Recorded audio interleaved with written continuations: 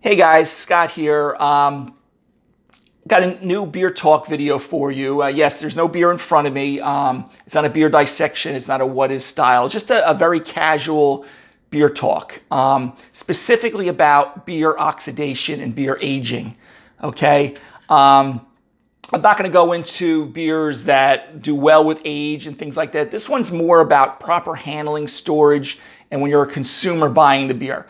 I have addressed this in, I think, one video early on when I started this YouTube channel. I do mention it in other videos, but recently I've been doing some videos for my beer dissection series, and I've come across some beers that I had someone buy them for me. And, these days I don't always want to ask people buying beer for me to check the bottoms of the cans all the time. But I've been stung a few times on beers that had potential, but I realized even halfway through doing the video that the beer was like 6-8 months old as far as canning date, and it took on some bad characteristics. So again, this video on oxidation isn't about the positive things that could happen to, say, imperial stouts or goose or lambics and stuff like that, or Flanders Red, or aging some other high alcoholic strength beers, but more of the negative effects. Okay, so what happens is, your local brewery or, microbrewery across the country, they're canning it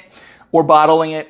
And as soon as it gets in the can, the bottle, they really want you to drink the beer as fresh as possible. Now we know, again, I'm not going to go down the wormhole on when you don't want to necessarily drink it right away, but it's intended in most cases for them to drink it fresh. Well, listen, we can't, unless you have a brewery like I do right down the street.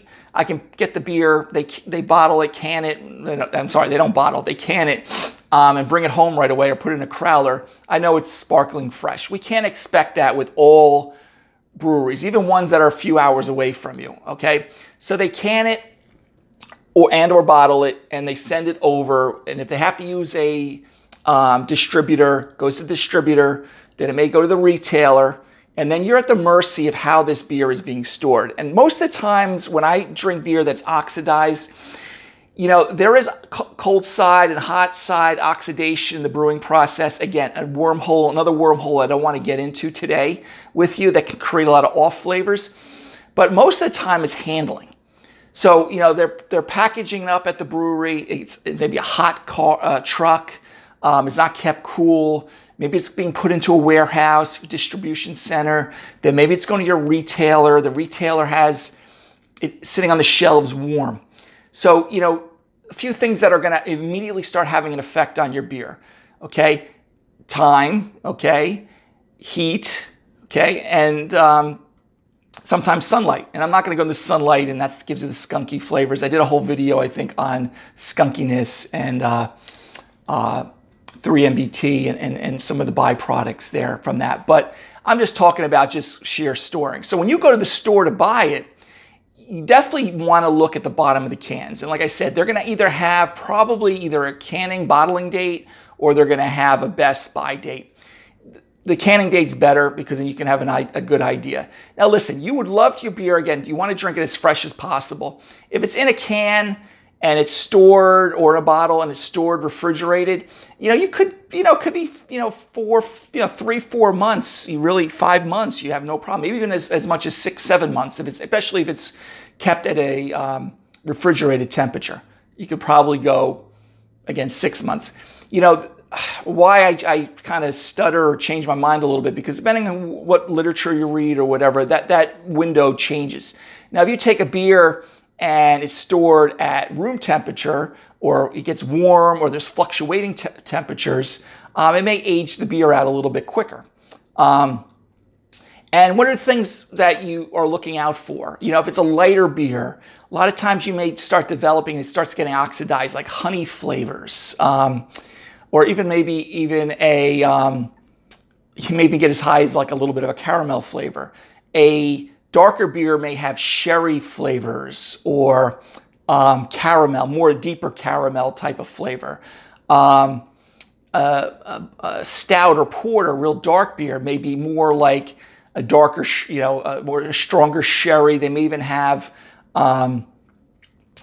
more caramel or really dark fruit that you don't want in that particular style of beer. They call that malt shift that occurs when the beer is being oxidized. So there's a lot of things that can happen to the beer. So that's why you definitely want to check the can. I'm not being all-inclusive on my information here today. There's a million other things. I'm trying to keep this video to a certain length. But just to highlight and just hammer home a few things. Now with your IPAs, it's even more important because age and time is not great on the IPAs. And what happens is, obviously in the IPAs, a lot of them are using obviously copious amounts of hops. They may be dry hopping it. You start losing some of that hop, the bitterness, the flavor, the aroma from the hops as time goes on. The other thing that I've noticed over time is, and you sometimes will get a vegetative quality to the beer. Not DMS, which is dimethyl sulfide, which just kind of gives you kind of that cooked cabbage type of, or some people interpret like cooked tomato sauce. Okay. But you almost get like this. I always perceive it like that cabbage, that old vegetable lettuce. If you had in your refrigerator or lettuce or herb drawer that the stuff just got old, you get this vegetative component. And really it's coming from the degradation of some of the hops.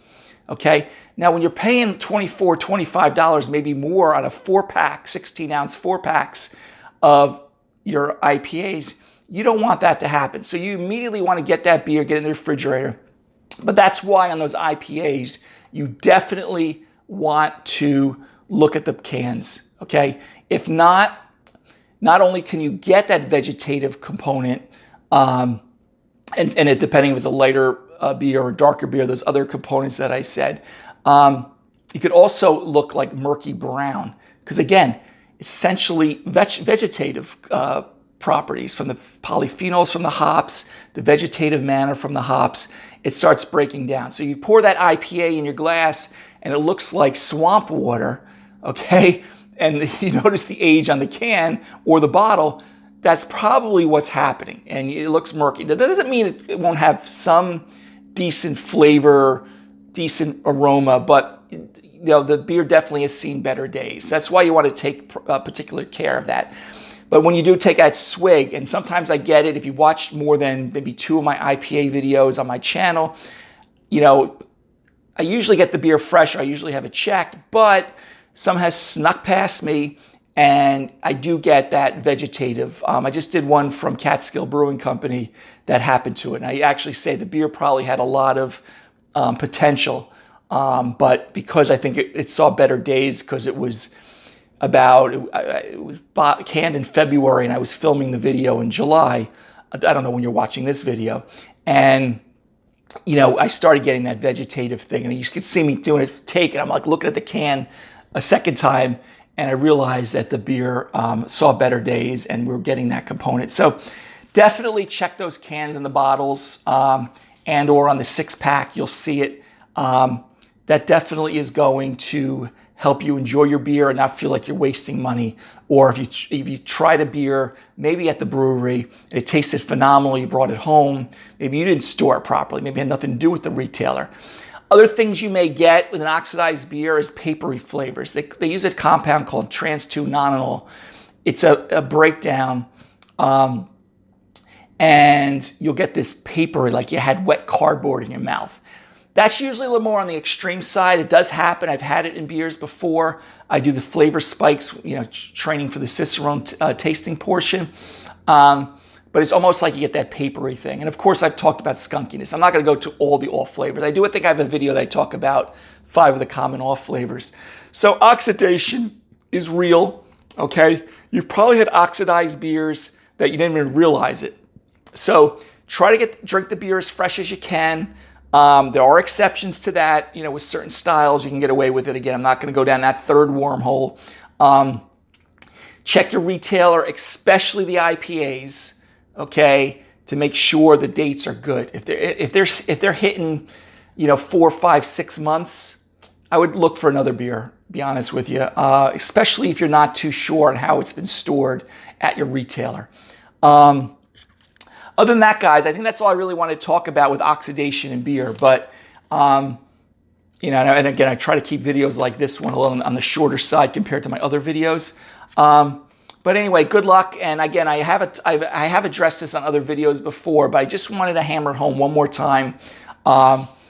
If you're noticing the beer is not tasting right, or you get that honey flavor in light beers, or sherry-like, or caramel, or toffee-like in some darker beers, and then like wine-like in your really dark beers, there's probably something with oxidation going on in most cases, or that lighter beer, or that grapefruit juice looking like, or orange juice beer looks more like pond scum, okay, like brownish.